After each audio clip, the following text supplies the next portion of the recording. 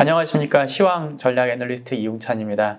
저희 쪽에서 이제 2분기 증시 전망을 좀 이제 자료를 좀 작성을 해 봤고요.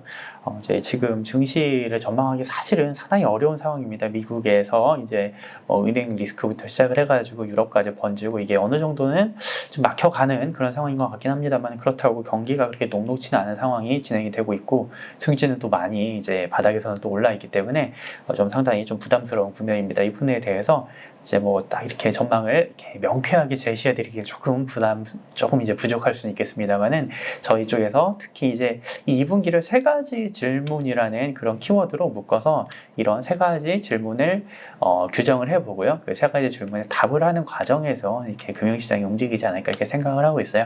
네, 그런 부분들을 설명을 좀 드리도록 하겠습니다. 자료 보면서 말씀드리겠습니다. 첫 페이지 보시면은요.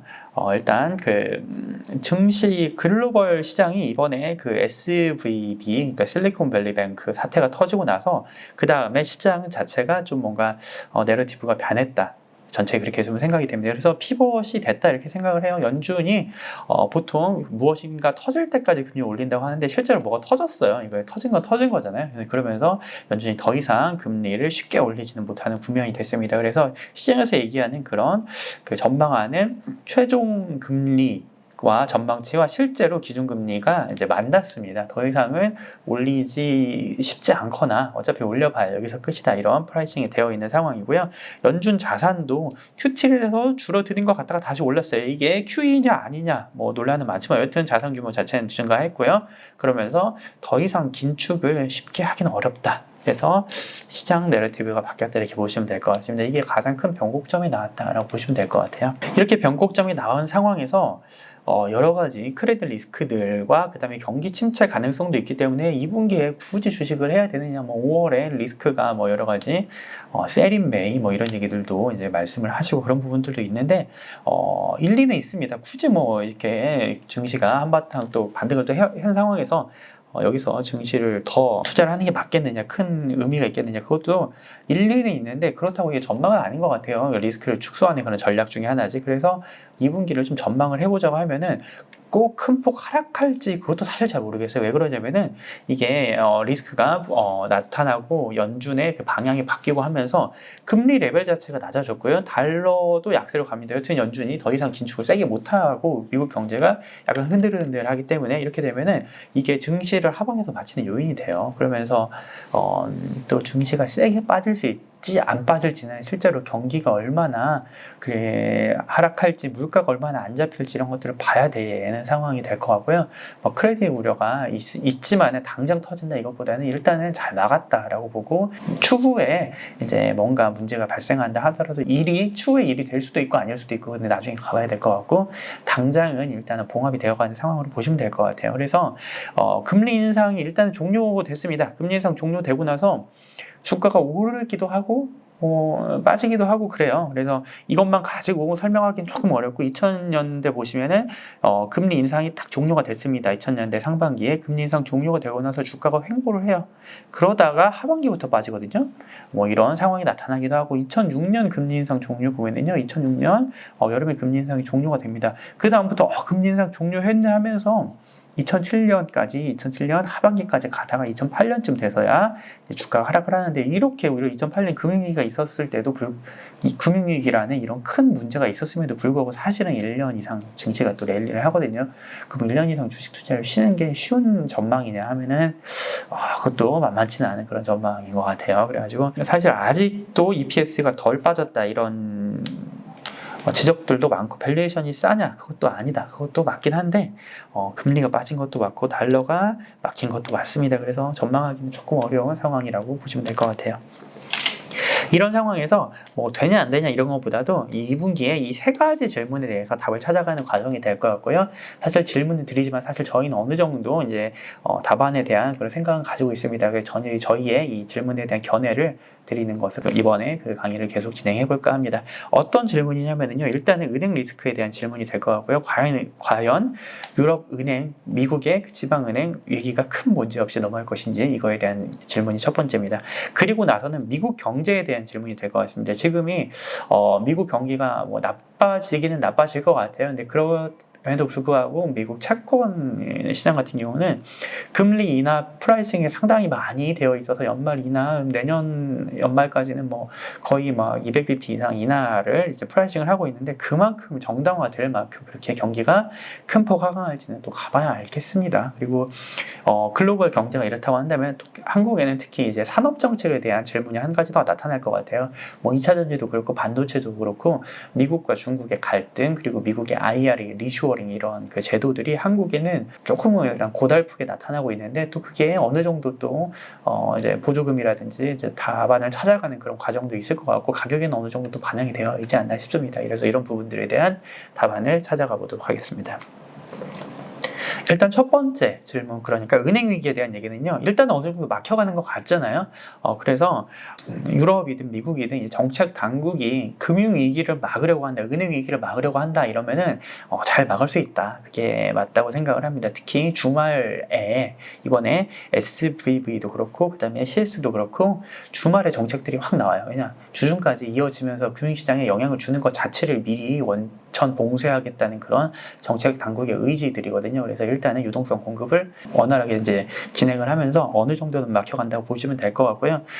소형은행에서 예금 이탈이 되고 있고요. MMF에 자금이 들어가고 있고 유럽 은행들은 항상 뭔가 문제였고 특히 크레딧 스위스는 많이 문제였었다가 이번에 이제 매각이 되는 사태가 이제 발생을 했는데요.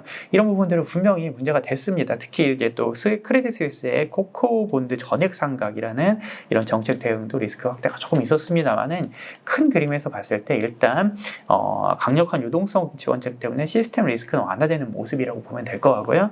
미국의 지방은행은 문제지만 미국 대형은행까지 번질 것 같지는 않고 지방은행 비즈니스 모델이 어려워지는 정도로 이걸 생각하면 될 것 같고 스위스 은행 역시 이제 뭐 탈세나 돈 세탁에 대한 그런 책임들 여러 가지들이 문제가 되면서 앞으로 비즈니스하기 조금 어렵겠다 이런 생각이 들지만 유럽은행 전체에 대한 위기는 이번에는 아니다 이렇게 보시면 맞겠습니다. 대신에 은행 위기보다 더 두려운 것들이 있어요. 이것도 이런 지적도 타당합니다. 특히 이제 상업부동산 부분에 대해서 과도한 그런 상업부동산에 대한 레버리지들이 있었고요. 그 다음에 이제 최근에 이제 금리가 많이 올라오면서 상업부동산이 그 캡 레이트라고 하죠. 그러니까 이 투자 수익률을 맞출 수 있겠느냐, 그 렌트에 대한 수익률을 금리로 맞출 수 있겠냐 쉽지 않다. 그리고 상업부동산에 대한 재택근무라든지 이런 것들이 보편화되면서 아무래도 좀 수요도 많이 이제 축소된 부분들이 있고 이런 부분들을 충분히 문제 제기가 가능하다고 생각을 합니다. 특히 미국도 미국이지만 북유럽 국가들이 걱정해요. 남유럽은 이렇게 초저금리를 이렇게 하지 못했습니다. 이제 그렇지만 북유럽 국가들은 남유럽을 도와주는 과정에서 유로존 위기 지나면서 초저금리를 그래도 거의 10년 가까이 해오다가 이번에 올린 거거든요. 이 과정에서 쌓인 레버리지들 이거를 해소할 수 있을지 걱정이 많이 되는 부분입니다. 이번에 스위스도 그렇고요, 덴마크, 스웨덴, 유로존의 이제 뭐 독일과 같은 그런 이제 선진 북유럽 국가들은 이제 문제가 되겠죠. 영국도 한번 이렇게 사단이 났지 않습니까? 작년 연말에요. 이런 부분들이 걱정이 되긴 합니다. 그리고 또 크립토 시장도 시가총액이 많이 내려와서 과연 핀테크 이런 그 관련된 업체들도 걱정이 많이 되고 PE나 VC 같은데 이제 비상투자한 비상장 자산 같은 것도 가치 평가도 어렵고 유동화도 어려운 상황이기 때문에 조금 이제 걱정이 되기는 합니다. 그렇습니다만은 이렇게 뭔가 은행 위기가 한번 불거지고 금리 레벨 자체가 내려온 상황에서 여기에서 문제가 당장 더 확산된다라고 보기보다는 일단은 한번 막히고 넘어간다고 보시면 그게 좀 더 맞는 접근 방법이 아닌가 이렇게 생각을 해봅니다. 은행 뱅크런 리스크는 강력한 정책에 진짜 하향이 되는 모습이고요. 그 다음에 상업부동산 등 다른 자산군에서 문제가 발생하기는 조금 이르다라고 생각을 하고 있고 낮아질 금리가 일단은 숨통을 터줄 것 같고요. 리스크에 대한 경각심이 나타나면서 위기가 지연시킬 것이라고 생각이 됩니다. 폭탄이 있긴 있어요. 터질지 안 터질지도 모르겠고 터질 가능성은 있습니다. 근데 당장은 터지진 않고 한번 한 김 식히고 간다 정도가 가능성이 높다고 생각을 합니다. 그래서 우리가 리스크에 대한 부분은 리스크를 걱정하지 않을 때가 사실은 걱정스러운 거고요. 리스크를 이번에 한번 인식을 했기 때문에 지연된다 정도로 생각을 해주시면 맞겠습니다. 안 터진다는 거 아니에요. 사실 쉽지 않아요. 이거를 판단하기 쉽지 않지만 그래도 이번에는 조금 잘 막는 게 아닌가 이렇게 좀 생각을 해봅니다.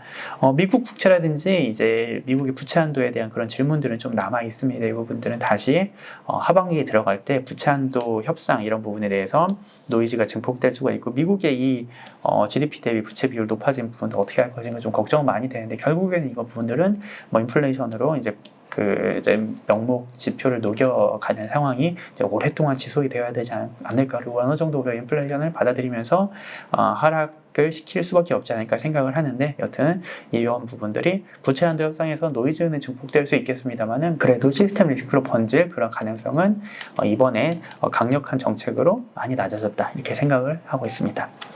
첫 번째 질문은 이렇게 답을 드릴 수 있을 것 같은데요. 그 다음에 은행 위기가 막히고 나면 그 다음에 두 번째 질문에 대한 얘기가 나타납니다.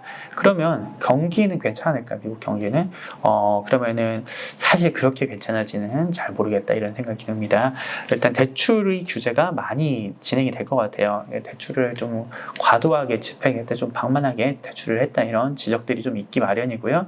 이런 부분들이 대출 경색이 나타나면서 어느 정도는 경제에 긴축 효과를 미칠 것으로 생각을 합니다. 골드만삭스에서는 이번 은행 사태로 인해서 대출 경색이 발생하면서 한 25에서 50bp 금리 인상과 같은 긴축 효과라고 계산을 한 바 있습니다. 계산을 어떻게 했는지 이렇게 좀 대단한 그런 계산 결과를 좀 발표를 했긴 했습니다만, 뭐 어느 정도는 경제에 악영향을 미칠 거고, 특히 중소기업의 자금줄, 특히 VC라든지 이런 부분이 자금줄이 막힐 것 같고, 고금리가 지속되면서 소비자 대출 연체율도 좀 올라갈 것 같아요. 이런 부분들 걱정이, 크레딧 카드라든지 이런 부분들 걱정이 많이 됩니다. 이런 부분들은 어느 정도 확인을 해야 될 것 같고요.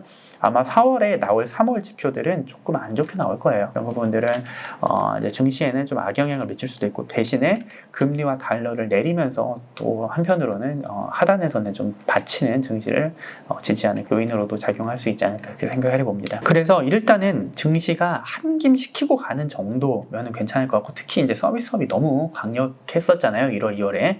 그런 부분들이 적당히 안정화될지 한번 기대를 좀 해보겠고, 세게 빠지면 좀 곤란해요. 그런데 아직은 큰 움직임이 나타나고 있지는 않고, 아마 3월부터 4월, 5월까지 지표들을 우리가 좀 더 확인을 해봐야 될 것 같습니다. 그런 상황에서 물가가 하락을 하면은 좀 괜찮지 않을까, 그런 생각, 경기가 하강하는 만큼 돈을 많이 푸니까 물가가 반등하는 거 아니야? 라고 하면은 저는 사실 그 부분은 그렇게 동의하고 싶지는 않은데요. 아직 그 부분, 그런 다시 은행들에게 유동성을 지원을 하긴 하지만 그 부분들이 경기를 활성화시킬 정도까지 통화량이 증가하는 건 아닙니다. 반면에 이번에 오펙의 감소는 좀 부담인 것 같아요. 유가가 경기 하강 우려를 한 60불 정도까지 내려갔다가 은행 위기가 그렇게 커지지는 않나 하면서 70불 정도로 반등한 상황에서, 여기에서 오펙이 선제적으로 감산을 이렇게 집행을 하면서 감산을 때리면서, 그러면서 유가가 80불까지 이번에 올라온 상황이 됐거든요. 그러면은 유가의 전년 대비 상승률을 하락은 합니다. 전년에 거의 120불까지 한번 갔다 왔기 때문에 그게 하락은 하는 상황이긴 한데, 여기에서 유가가 좀 더 내려가 줘야지 물가가 좀 막히면서 경기가 어느 정도 안정화된다고 하면 괜찮을 텐데, 이것들은 조금 부담이다, 이런 생각이 듭니다. 그래서 오펙의 감산은 조금 부담인 가운데 지금 경제가 워낙 강력했던 게 이제 강력한 서비스업, 그리고 서비스업이 강력하니까 서비스업에 대한 인력 수요가 계속 이제 강하면서 이제 그 부분들이 이제 경기의 과열을 이끌었던 부분이지 않습니까? 그것들이 한김시키고 갈 수 있으면 좋겠고, 세게는 빠지지 않아야 된다. 좀 약간 좀 좁은 길이죠. 이런 부분들이 실제로 2분기에 나타날 수 있을지 부분을 우리가 실제로 확인을 좀 해봐야 될 것 같아요. 예측하기 어려운 상황입니다. 뭐 경제가 그 좁은 길 사이에 들어가면 좋겠고요. 세게는 빠지지 않을 거라고 사실 저희는 보고 있거든요. 뭐냐, 1월, 2월에 너무 강력했어요. 그 부분들이 아직도 서비스업이 강력하고, 그리고 은행 위기가 별 탈 없이 막혀가는 것 같기 때문에 어느 정도의 경기 하강 정도로 끝나지 않을까, 일단 저희는 이렇게 전망은 하고 있습니다만은, 그래도 조금 더 2분기에 발표될 지표를 확인해가는 과정이 필요하지 않을까, 이렇게 생각을 하고 있습니다. 그래서 경제 지표에 대한 그런 노이즈는 좀 있고, 4월에 발표될 3월 지표들은 조금 안 좋을 것 같아요. 근데 그럼에도 불구하고 채권 시장의 프라이싱을 보면은 좀 많이 당겨놓은 게 아닌가, 이런 생각이 듭니다. 올해 3월 초까지만 해도 금리를 채권 시장에서 이 정도로 전망했어요. 그래서 6월까지 금리 인상을 해야 한다느니, 6%까지 5.5% 이상 가야 된다느니 이런 논란들도 있었는데, 이 SVB 사태가 터지고 나서는 연말에, 내년 연초에 금리 인하를 거의 100bp 이상, 한 달 만에 150bp 이상 내년 초 기준금리 전망치가 하락을 했고요. 지금 CME 금리 선물을 보시면은 현재 그 기준금리가 이 레벨이 있지 않습니까? 근데 2024년 9월까지 해서 0.0까지 인하까지 프라이싱이 되어 있어요. 이런 것들 생각해보면 좀 이미 인하 프라이싱을 다 댕겨놓고 있는 상황이기 때문에 여기서 더 인하할 수 있는 프라이싱이 될까 이렇게 생각을 해보면은 이미 채권 시장은 경기 침체를 상당폭 반영을 해 있는 상황이고요. 그만큼 시장의 그 경기 침체에 대한 공포도 많이 프라이싱은 되어 있다고 생각을 합니다. 주가는 안 빠진 거 아니냐면 그렇게 생각은 할 수 있을 것 같아요. 네, 그런 부분들은 주식시장은 조금 더 이 지표들을 한 번 더 확인을 해봐야 될 것 같다는 생각이고요. 대신에 채권 시장은 이미 이거를 프라이싱을 해놓기 때문에 이런 부분들이 우리가 금융시장에서는 어느 정도 걱정을 하는 부분이기 때문에 웬만큼 빠지지 않고서는 그래도 이제 무난하게 넘어가지 않을까 이렇게 생각을 해보고 있고요. 금융위기, 은행위기가 더 불거지지 않는다고 하면은 경제도 그렇게까지 침체하진 않을 것 같다는 그런 하우스뷰를 가지고 가고 있습니다. 예, 그 다음으로 세 번째 질문, 이제 한국에 대한 질문이 되겠는데 한국 산업에 특히 미국과 중국 사이에 끼어서 반도체, 2차전지 이런 부분들이 미국의 산업정책에 영향을 많이 받는 것 같아요. 2차전지는 그나마 좀 상황이 괜찮고 미국이 중국을 견제하는 그런 부분들이 있어서 한국의 소재 업체들에게 상당히 긍정적인 영향을 미치는 부분도 충분히 있습니다만 반도체는 좀 녹록지는 않은 것 같아요. 특히 디램 업체들 같은 경우는 수요 부진했다가 지정학적인 갈등까지 있게 되면서 이런 부분에 대해서 미국의 입장도 어느 정도 이해는 갑니다. 지금 90년대 이후에 미국이 설계와 장비, 인프라 이런 쪽은 미국이 맡아서 하되 실제 제조는 파운드리 제조는 대만에서 하고 메모리 제조는 한국에서 하고 소재나 장비 같은 것도 일본에서 하고 뭐 싱가포르에서도 일부 하고요. 이런 식으로 아시아와 미국의 그 캘리포니아 쪽에서 서로 분업이 되어 있어요. 완벽하게 분업이 되어 있는 상황에서 중국이 이제 부상하게 되면서 미국에서는 이제 반도체 안보에 대한 그런 걱정을 하고 된 상황이고 AI라든지 이제 최근에 이제 여러 가지 이제 첨단 무기 이런 것들을 생각을 해봤을 때 그래 앞으로 이게 반도체가 점점 중요해지는 상황에서 이렇게 아시아 쪽에 분업을 맡겨 놓을 수만은 없다 이런 지적들도 타당합니다. 그래서 미국에서 TM뿐만 아니라 뭐 TSMC 파운드리 제조도 미국 애리조나로 리쇼링을 하기를 원하고 미국의 이런 거대한 보조금 지급하면서 미국 내에서 제조하고 안보도 챙기고 일자리도 만들고 중국도 견제하고 이런 것들을 어느 정도 납득은 할 수 있을 것 같아요. 근데 문제는 사이에 끼어있는 우리가 좀 힘들다 이런 게 되겠습니다. AI가 그냥 테마라고 하기에는 특히 화이트 컬러 근로자들의 생산성을 많이 이제 상승시킬 걸로 생각을 하고 있습니다. 이런 과정에서 이제 반도체 생산을 미국은 내재화하기를 원하고요. 아까 말씀드린 대로 안보를 확보하고 일자리를 확보하고 그다음에 반도체를 또 과잉 공급하면서 반도체 자체로 돈을 번다 뭐 이것도 있겠습니다. 이것보다도 반도체 과잉 공급을 통해서 AI 기술 진보를 하고 싶어 하는 것 같아요. 그래서 AI 쪽이 이게 실제로 마이크로소프트든 뭐든 이제 뭔가를 많이 이제 해 나가고 있는 상황에서 설계할 수 있는 그 엔비디아를 실제로 그걸 제작할 수 있는 TSMC 이런 기업들이 부각을 받고 있는 상황을 다들 이제 확인하고 계시지 않습니까? 이런 부분들을 미국에 이제 리쇼어링을 해야겠다. 미국에서 내재화를 해야겠다. 그리고 이런 AI 기술 진보를 해서 소재인 반도체 그리고 인프라, 전력 이런 것들을 과잉 공급해 놓고 싶다. 이게 미국의 속셈인 건 알겠습니다. 그런 상황에서 한국에 특히 디램 업체 낸드 업체들의 중국 내 생산이 좀 많이 걱정이 되는데요. 특히 하이닉스 같은 경우는 D램의 40% 정도를 중국 우시에서 생산하고 있는데 이런 부분들이 많이 걸립니다. 이런 부분들이 결국에는 어느 정도 한국으로 국내로 리쇼링 이라고 해야 될까요? 이제 여기를 비중을 줄이고 잘 옮기는 게 이제 한국 기업들의 목표가 될 것 같아요. 장기적인 그런 상황에서 조금 어려운 부분이 있고 안 그래도 디램 업체들의 지금 업황이 바닥을 잡을까 말까 하지만 여튼 아직은 안 좋은 상황이잖아요. 이런 어려운 부분들이 분명히 있습니다만은 이런 안 되는 것들이 이미 프라이징 되어 있다. 이런 것들도 우리가 고민을 해봐야 될 것 같아요. 안 되는 것 프라이징 되어 있고 또 그 다음에 뭔가 디램 낸드 업황이 안 좋은 건 알겠는데 정부도 거기에 맞춰서 미국도 산업정책 강력하게 하는 만큼 한국 정부도 뭔가 나름의 산업정책을 펴기 시작했으니까 디램이 안 되더라도 다른 선택지는 많아요. 그래서 사실은 증시가 삼성전자, 하이닉스 제외하고 뭔가 반도체 중소형주들에서 뭔가 테마를 잡아가기도 하거든요. 그래서 안 되는 것들이 이미 프라이징 되어 있다고 생각을 하고 뭘 될 수 있을까? 뭘 해낼 수 있을까? 미국 정부에 대해서 한국 정부가 무엇을 받아올 수 있을까? 안 그래도 이제 4월 말에 뭔가 이제 한미 정상회담도 있고 4월 말에 이제 미국의 빅테크 기업들의 뭐 실적 발표에서도 뭔가 투자안들도 나올 것 같고요. 이런 부분들에서 한국이 무엇을 받아올 수 있고 무엇을 할 수 있을지를 고민하고 여기 투자에 이제 적극적으로 이제 반영을 해봐야 될 때가 아닌가 생각을 하고 있습니다. 뭔가 어렵지만 그만큼 하이닉스와 마이크론의 주가는 좀 많이 벌어졌어요.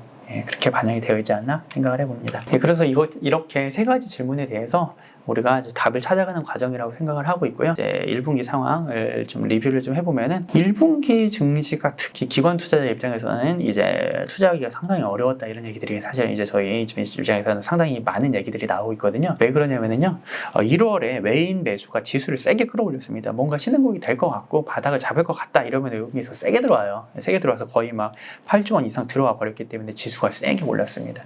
기관 투자자 입장에서는 지수를 따라잡기가 쉽지 않았고, 그다음에 어떤 종목이 좋고 나쁜지 판단하기 어렵습니다. 그냥 일단은 인덱스 패시브로 들어와 버리니까 지수로 아웃퍼폼하기는 참 어려운 국면이 1월에 나타났습니다.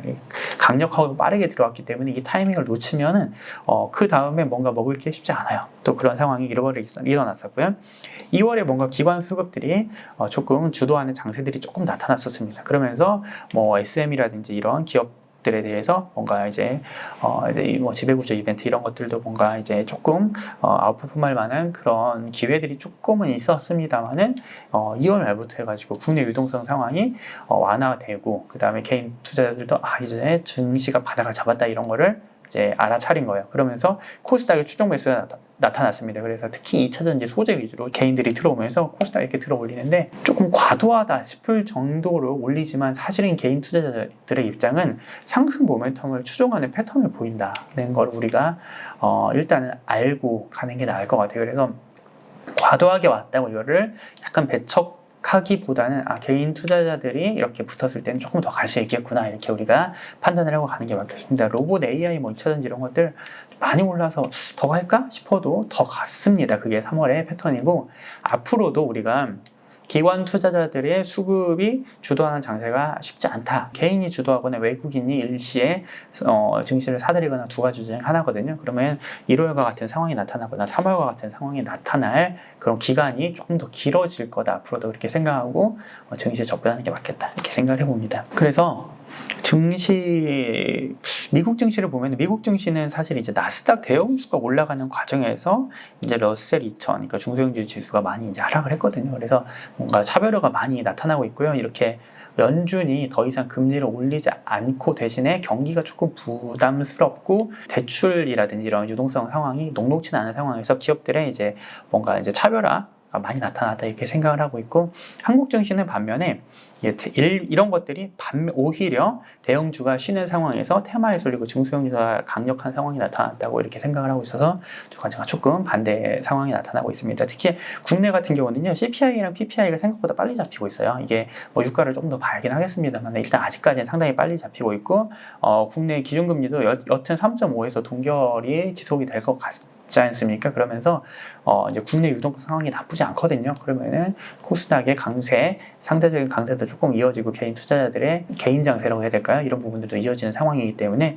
이런 부분들 우리가 조금 더 짚고 이 2분기를 준비해야 되지 않을까 이렇게 생각을 해봅니다. 그래서 코스피 전망을 말씀드리면은요, 사실 지수에서 그렇게까지 유의미한 변화가 있을까 생각해보면은 그렇게는 쉽지 않을 것 같고, 아까 말씀드린 대로 앞에서 역시 종목 장세 위주로 나타날 것 같아요. 일단은 예측에 가실성이 되게 낮은 상황이라고 말씀을 드릴 수 있을 것 같고, 일단 경기 회복이 가능할까? 경기 회복에 대한 그런 질문에 계속 나타날 것 같아요. 그래서 경기 회복이 일단은 어려운 상황이 지속이 된다. 이렇게 되면은 그 상황에서는 2분기 초에 2,300에서 2,500 내에 갇혀 있을 가능성을 높게 생각을 하고 있고요.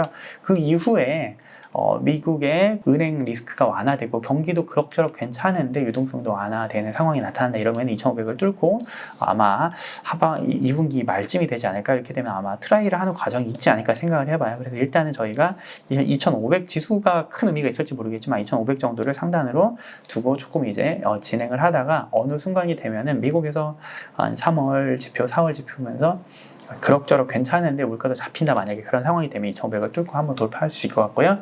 그렇지 않으면은 이 박스 내에서 계속 그 장세가 이어지지 않을까 생각을 했는데, 뭐 어느 정도는 돌파는 할 수 있을 거라고 생각이 들어요. 유동성 장세가 좀 나타나면서. 근데 그렇지만 그럼에도 불구하고 지수의 강력한 강세보다는 테마주의 이제 알파 장세가 조금 더 이어가지 않을까 이렇게 생각을 좀 더 해보고 있습니다. 그래서 증시 국면별로 이렇게 전략을 말씀드리면요, 일단은 불확실성을 안고 데이터를 기다리는 국면에서는 저희가 유동성은 시장이 좀 넉넉하거든요. 이런 상황에서 변동성의 반대편을 트레이딩한다. 그러니까 않을까, 뭔가 리스크 부담으로 빠질 때마다 매수하면서 대응하는 게 맞지 않을까 이렇게 생각을 해봅니다. 2차전지 같은 경우는 뭐 일부 종목들은 많이 밸류에이션은 올라가지만 전체적으로 업종 전반에 대해서 밸류에이션은 주가 설명 정도는 가능한 수준이 된 것 같고요.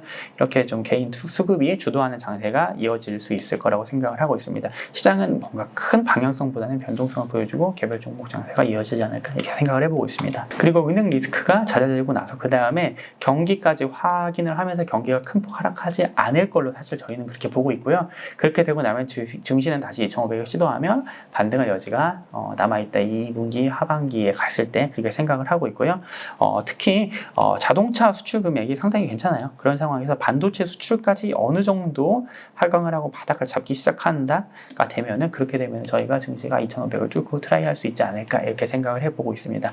반도체 중시들, 특히 이제 DB하이텍 같은 경우는 이제 이번에 그 이제 지배구조 이슈까지 겹치면서 증시가 상당히 많이 강세를 보이는데요. 전체적으로는 저희가 박스권을 전망을 하되 미국 경제가 그리 큰 폭 하락하지 않음을 확인을 해 가면서 2분기 이제 후반이 되어 가면 갈수록 증시는 이제 상승 트라이를 하지 않을까 이렇게 생각하고 있습니다. 예, 준비한 자료는 여기까지고요. 저희 2분기 전망 자료가 조금 이제 전망보다는 약간 이제 과정을 좀 설명드린 것 같아요. 그래서 이런 과정을 통해서 우리가 답을 찾아갈 수 있을 거라고 생각을 하고 있고요. 좀 더 불확실성이 줄어드는 과정을 겪게 되면서 증시가 반등하지 않을까 이렇게 생각을 하고 있습니다. 네, 감사합니다.